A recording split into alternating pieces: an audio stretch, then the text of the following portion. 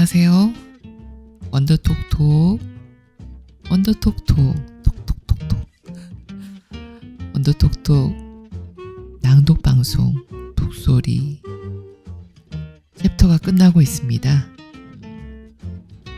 오늘은 제목이 작았다가 커다래지는 오리들이라는 제목이네요. 인친이 그런 얘기를 하셨어요.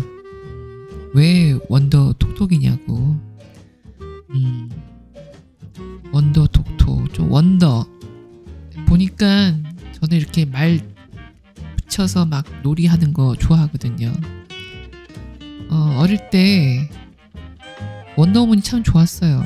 그냥 뭐 이렇게 나타나서 금세 뚝딱뚝딱 뭘 해내는 그녀가 그녀의 미소가 굉장히 인상적이었거든요. 생각나서 원더라는 단어에 또 집중하다 보니 원더라는 글자에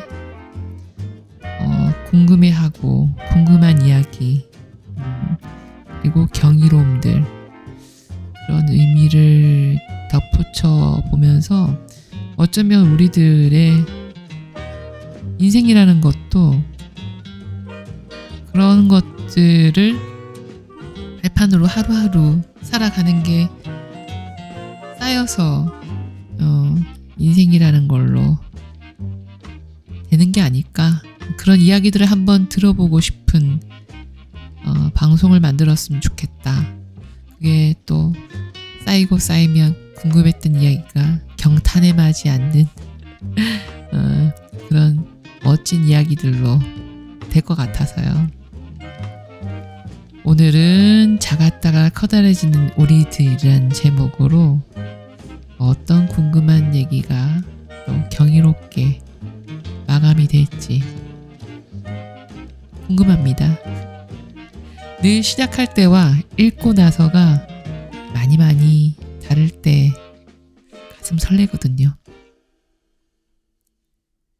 작았다가 커다래지는 우리들. 초등학교 시절은 내 기억 속에서 제법 온전하다.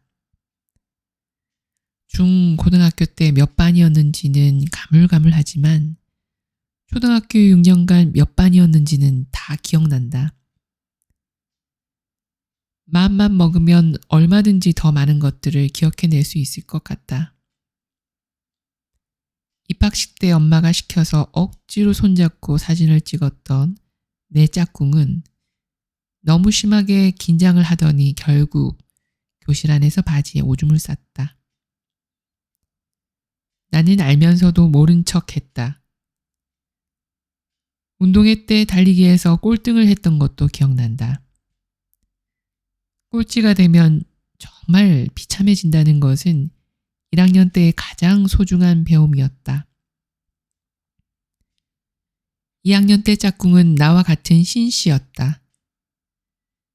자기 성이 한자로 매울신 씨라고 해서 나한테 굉장히 혼이 났다. 매울신자는 라면에나 쓰이지 사람 성으로 쓰일 리가 없다고 하면서 나는 그 애를 나무랐다. 3학년 때 처음으로 연필 깎기가 가지고 싶어졌다. 칼로 연필을 깎는 나를 놀리던 남자애가 있었기 때문이었다. 이름은 이승환이었다. 4학년 때 선생님은 언젠가 방과 후에 나를 남게 했었다. 손톱을 물어뜯는 것을 보시고 무슨 불안이나 우울이 있는지 물어보셨다. 5학년 때 김상이라는 애를 고무줄 놀이 하다가 알게 되었고 6학년 때는 같은 반이 되었다. 그때는 김상희에게 내내 놀림 당하는 게 일이었지만 그 이후 지금까지 가장 친한 친구로 지낸다. 1년 동안 왕따 시킨 애랑 절친하게 지낸다는 것이 나도 신기하지만 이상하게 상희는 언제나 밉지 않고 좋았다. 그 외에 아무도 손대지 않으려는 죽은 개를 안아 들고 학교 안 어느 나무 밑에 묻어준 것도 구름다리를 타고 놀다가 동전을 몇 번 준 것도 6학년 때 어떤 남자에게 이유 없이 맞았던 것도 기억난다.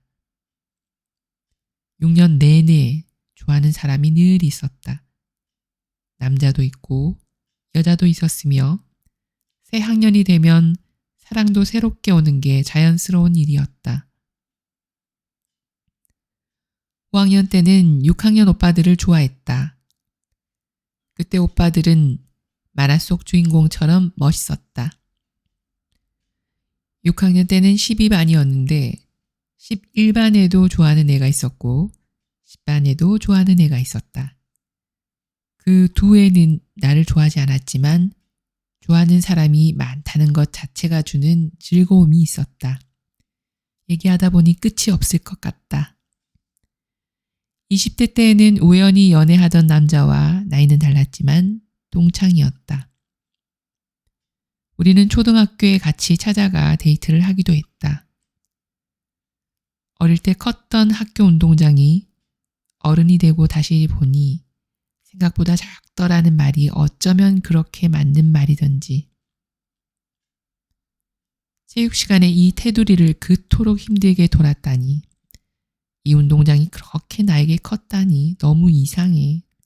우리는 내내 이 말을 하면서 앙증맞은 운동장을 돌았다.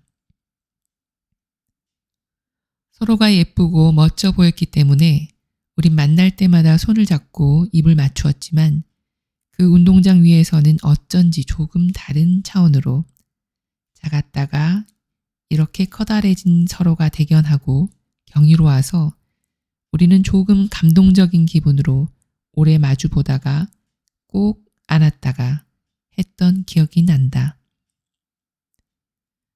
내 제주도 책방 근처엔 초등학교가 하나 있다. 수산초등학교. 1946년에 개교했다. 이곳은 예전에 수산진성이라고 하는 성이었고 학교 담장은 성곽이다. 성터를 학교로 사용하고 있는 셈이다. 수산진성은 제주 기념물로 지정이 되어 있고 수산초등학교는 1992년에 아름다운 학교에 선정이 되기도 했다고 한다. 사람들에게 책방에 오는 길을 설명할 때 그냥 수산초등학교를 찾아오라고 말한다. 정문 앞에서 두리번거리다가 어쩐지 측은해 보이는 전방을 발견하면 거기가 나의 책방이니 간판이 없다고 당황하지 말고 그냥 들어오라고 알려준다. 날이 좋고 한가할 때면 학교 안을 휘 돌아다니곤 한다. 책방이 한가할 때는 운동장 둘레를 몇 바퀴 뛰기도 한다. 내가 경험한 초등학교 시절의 수많은 추억들이 이 학교 안에서도 끊임없이 반복되고 있을 것이다. 고궁이나 박물관이 아니라 그냥 동네 초등학교에만 와도 소중하고 은밀한 역사들이 콸콸 흐르고 있는 것을 느낀다. 나는 그냥 그 둘레를 짐짓 태연히 어슬렁거린다.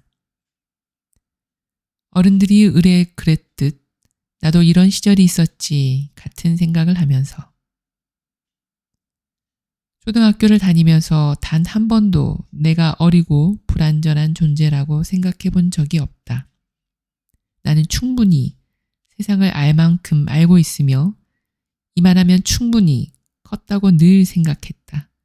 학교 공부도, 애들과 노는 것도, 그러다가 다투는 것도, 마음에 드는 상대 때문에 마음을 졸이고 상대의 마음이 내 것 같지 않아 상처를 받고 하는 일들도 어리다고 해서 어설프고 가볍지 않았다. 내가 성인이 되어 경험했을 때와 다름없이 언제나 진지하고 심각했다. 초등학교 바로 앞에 책방이 있다 보니 초등학생들을 노사항 본다. 가끔 책방에 들어오기도 한다. 저 그냥 구경하러 온 건데 구경만 해도 돼요? 얼마 전 책방에 들어온 아이는 자신을 2학년이라고 소개했다.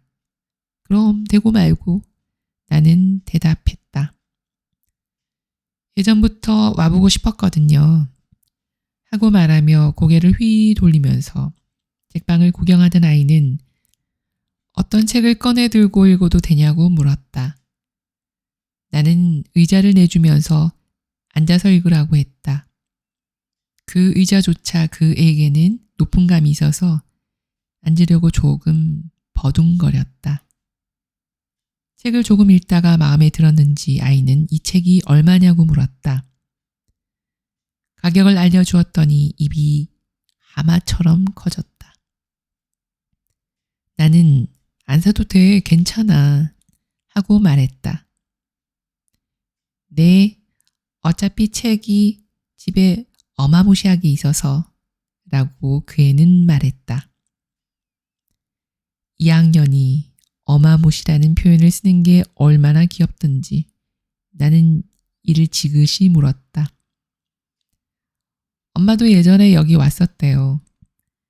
묻지 않은 엄마 이야기를 하더니 돌연 그의 얼굴에 살짝 수심이 일었다. 그러고는 제가 왔다는 거 우리 엄마한테 비밀로 해주세요 라고 말했다. 그의 엄마가 누구인지 몰라서 비밀을 폭로하고 싶어도 할 수 없었지만 알아도 비밀을 지켰을 것이다. 나는 목소리를 죽이고 좋아 하고 대답했다. 가야 해요 하고 그 애가 제 몸에 비해 큰 감이 있는 백팩을 덜컹덜컹 흔들면서 갑자기 문으로 걸어갔다. 나는 다급하게 또 와 하고 소리쳤다. 네 대답을 들었다.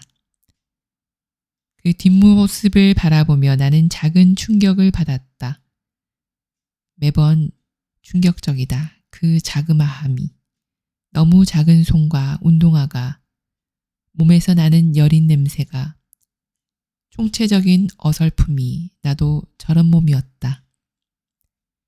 희노애락에 휘둘리며 하루하루 진지하게 세상에 맞서던 내가 저런 작은 몸 속에 있었다. 오늘은 여기까지입니다.